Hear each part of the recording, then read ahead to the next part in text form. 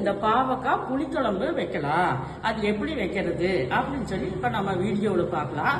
வந்து இந்த தோலை எல்லாம் நம்ம ரவுண்ட் ரவுண்டா கட் பண்ணிட்டு தோலை வந்து நல்லா சீவிடணும். ஏன்னா ரொம்ப கசப்பு வாயில் வைக்க முடியாது. கசப்பு தன்மை வைக்கிறதுனால இது வந்து நல்லா சீவி இது 2-3 கட் பண்ணிக்கலாம். துவரம் பருப்பு 1/2 ஸ்பூனு, கடலை பருப்பு 1/2 ஸ்பூனு, உளுந்து 1/2 ஸ்பூனு,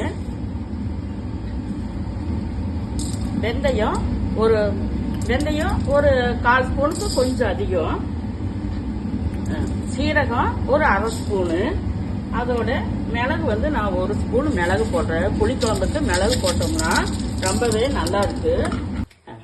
எண்ணெய் ஊத்திக்கலாம். ஒரு 1/2 ஸ்பூன் எண்ணெய் ஊத்தி இருக்கிறேன். இப்ப கடுகு ஒரு 1/2 ஸ்பூன் கடுகு போட்டுக்கலாம். வெந்தயம் ஒரு 1/4 ஸ்பூனுக்கு அதிகமா வெந்தயம் போட்டுக்கலாம். 2 ரக்கு கருவேப்பிலை இலை அதையும் சேர்த்து நம்ம இப்படி போட்டுக்கலாம்.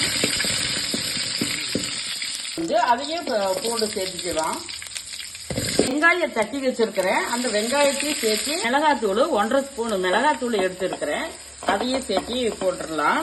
1 ஸ்பூன் எடுத்தோம்னா மல்லித்தூள் வந்து 3/4 ஸ்பூன் தான் எடுக்கணும். 3/4 ஸ்பூனு மல்லித்தூள். நிறைய மல்லித்தூள் போடக்கூடாது. இந்த வெண்ணெய் பாவக்காய் புளி குழம்பு நல்லா இருக்காது. அதனால அந்த அளவு வந்து நமக்கு கரெக்டா இருக்கணும்.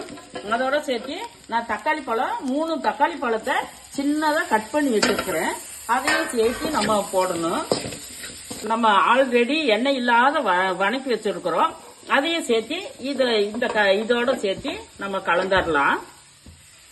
நான் 1 ஸ்பூன் உப்பு போடுறேன். அதையும் சேர்த்து நல்லா இதுல நல்லா வணக்கிடணும்.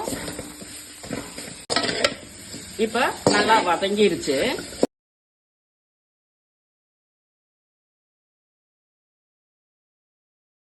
பாவக்காய் வந்து புளியிலேயே வேகணும். வந்து நம்ம ஆல்ரெடி ஃபர்ஸ்ட்ல வறுத்து வச்சதை நம்ம அரைச்சிடணும்.